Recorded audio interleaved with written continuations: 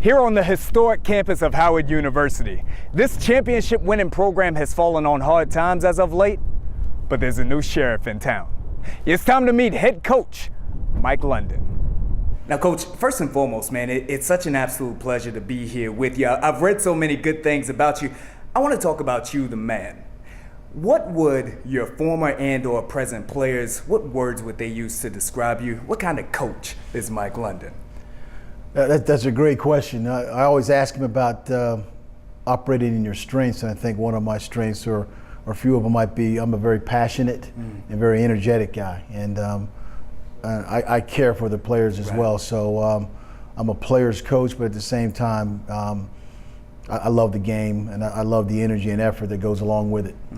Now, I know that you may be new as the head coach here at Howard University, but you got skin in this game. You've got a ton of experience. You're an outstanding position coach. You are a dynamic defensive coordinator as well as a championship-winning head coach. What have all of those steps along the path, how have they helped you to this point? You know, it's all about the people. It's all about the people you surround yourself with. It's about seeing it's the excitement of seeing kind of that A through Z development of the young men that you're in charge of. You know, all of us stand on the shoulders of someone else that helped us get to where we are, and you find that where I am at my point in my career is it's my turn to also give back. And watching the development from guys that come in not knowing where the library is, and then leaving as educated young men. That's the biggest accomplishment, what I'm most proud of, to see that type of development. Now, Coach, I want to be real with you for a second here, brother. Now, the life of a coach has its ups and downs, man. I know that previously when you were at UVA, I'm a big UVA fan. You were on the precipice of truly breathing life back into a program that had somewhat fallen on hard times. Then the wheels kind of fell off. What happened there? Sure. That's always part of this profession is you're always judged on your win-loss records and things like that. But I'm very proud of the opportunity. Number one, very thankful for the opportunity to have been a head coach at Virginia. My daughter played basketball there. My brother went to school and played there. You know, it's a tremendous institution. But I also pride myself in the fact that when I was there, we played the best of the best in college football. And you know, we'll go anywhere, play anybody, and you know, we are in a lot of close games. You know, last play of the game against Notre Dame, you know, we go down, we lose about 4 games by less than 7 points. Right. So you know, it's a game. It's that you do count, you know, who wins and loses at the very end of it. But my time there, the relationships, the players that have gone on and graduated and done great things, not only in the NFL but also in the business world, professional world. I'm very proud of that. So. I wish them nothing but the best, and now my focus and my energies are focused on Howard University and making this place a great institution on the football field. And as recently as last year, you held the position of associate head coach at the University of Maryland. You all, DJ Durkin as well, did a great job at recruiting. With the movement, you all were able to take student athletes, the biggest names from here in the DC, Maryland, Northern Virginia area, and let them know the benefits of staying here at home. Even built a pipeline back down to the 757 down there. In your opinion, why is it important? How can it benefit a student athlete to stay at home, especially when it's a major metropolitan area such as here in DC? Definitely. Yeah, I had a great time and valued my time at Maryland with Coach Durkin and guys like Chris Beatty, you know, Azar Rahim, you know, Anthony Tucker. They did a great job of getting the young people and parents to understand that there are stakeholders that are watching you come through your high school years, but that will also follow you and watch you at your local college. And so when a young man has a chance to do that and come play for a local university or college, then not only does his family come, then the community comes. Absolutely. And when the community comes in, sometimes you have that young man that's going through elementary school or wherever he might be, Right. he looks at a guy and says, you know what, he stayed home. Yeah. He was one of the best players around this area. I'm going to stay home. Mm-hmm. And when you continue to keep developing that, the best players, staying at home and playing for their local universities and colleges, then you start to build something. Correct. And so I think that's part of our mantra is, I know DMV is, people use those acronyms, but D to me means DC. There we go. DC, Maryland, and Virginia. And so particularly being here at Howard. And so that's going to be our focus as well, is making sure we do a good job with our community schools and the areas that surround this university. But know that we are a national brand, but you got to protect your home field. Put that fence around it. Definitely. And now, Coach, I've spoken to you a lot about the past. I want to speak right now about this Howard program. This is a school that has a ton of historic relevance. The name comes with a certain sense of prominence. The football program as a whole have been champions. The reality, though, your predecessor finished with a record of 18-27.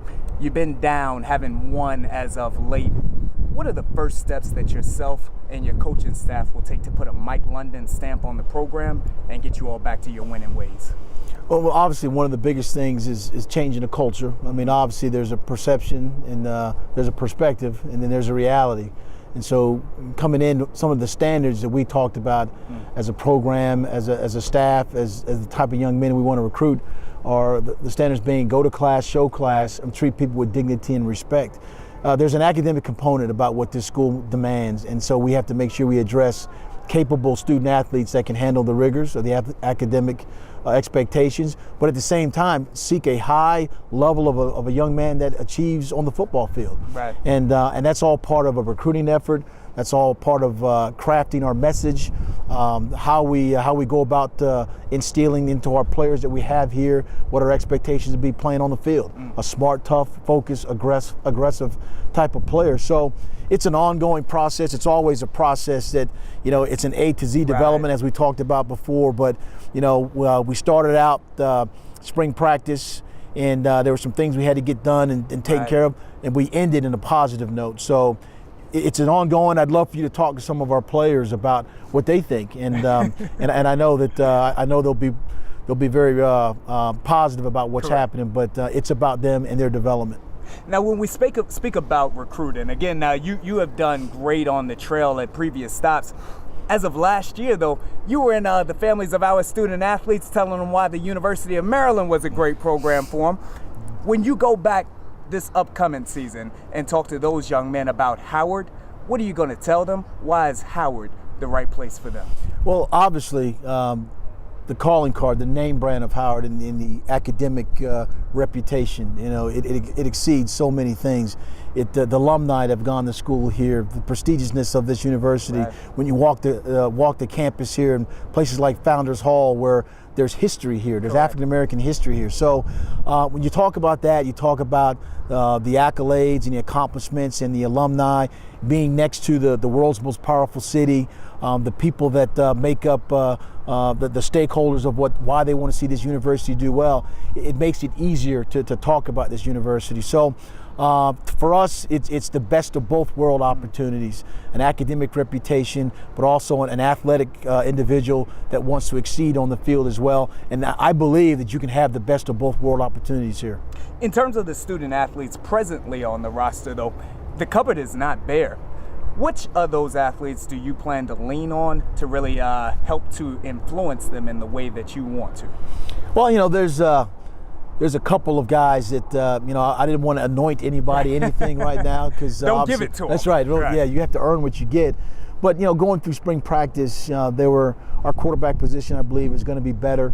Kalen Johnson, Kalen Newton. We've got a young man coming in that was a year ago was Maryland State Player of the Year, who's coming in to join us. Our running back situation with Anthony Filliard, he's probably arguably one of the best backs in FCS football. Wow. Definitely in the MEAC. We have a fifth-year graduate coming in as well. So we're trying to build a team from the standpoint of having accomplished players that can run the ball, move the ball. When you put the ball in their hands, that they can do something with it. Defensively, Coach Vincent Brown is my defensive coordinator. We're bringing a kind of a 3-4 style, blitz, pressure, movement, and I think we're going to be pretty good. So you have to recruit to that model now. You want DBs and big guys up front that can make it happen. So we're not a household name defense right now. I think it was told to me a long time ago that sometimes the best players don't always make the best team, but the best team always wins. And we're looking to have a really good team of players that are going to be fundamentally sound and know how to play the game. Any great head coach knows how important his coordinating staff is. Talk to me about what your staff means to you in this program. It's important. We talk about the development of a student athlete from the A to Z aspects, from on the field to off the field. It's critically important. And one of the things that through Athletic Director Kerry Davis and President Frederick talked about doing was developing our young men from all standpoints, and having a chance to have a group of men that are accomplished in places that they've been, that they've played the position that they're coaching. There's a level of excellence that they've experienced from where they've come from.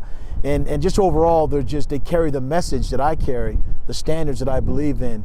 And so I think that's important when you put a staff together, that it reflects the mindset of the program, but also so parents feel like I can send my son to this school because these men will be in charge of them. Now we'll get you out of here on this. Again, you've been to the mountaintop. You've won an FCS championship. What's it going to take to accomplish those same things here at Howard University? We believe that when we break the huddle, when we break every practice, we break it and we say mission possible. There we go. And obviously, you look around sport, you look around things that go on that sometimes people scratch their heads as to how things happen and how they came about. I'm a glass half filled guy, and I always believe in the best of people, best of opportunities. We will continue to recruit the best players that are out there that can come here and do well, represent Howard football in a way that some of these veterans or guys that have played here in the past that they deserve, represent the university in a way in first class in terms of our output and expectations in the classroom. And so right now we're talking about redoing locker rooms and adding to the press box area, what we wear uniform-wise, Correct. how we travel. It's all first class. It's important. It's very important when you're recruiting a 21st century young man right Yes, now. sir. And so it's important to have the legacies, but at the same time it's important to make sure there's a clear vision. And as I've tried to articulate here today about our vision and my plan and the passion and energy that you can take a program and take it to the heights it's not seen since a long, long time. There we go. Coach Mike London, I believe you can make it happen, brother. Thank you. Appreciate it. Thank you very much. Thank you.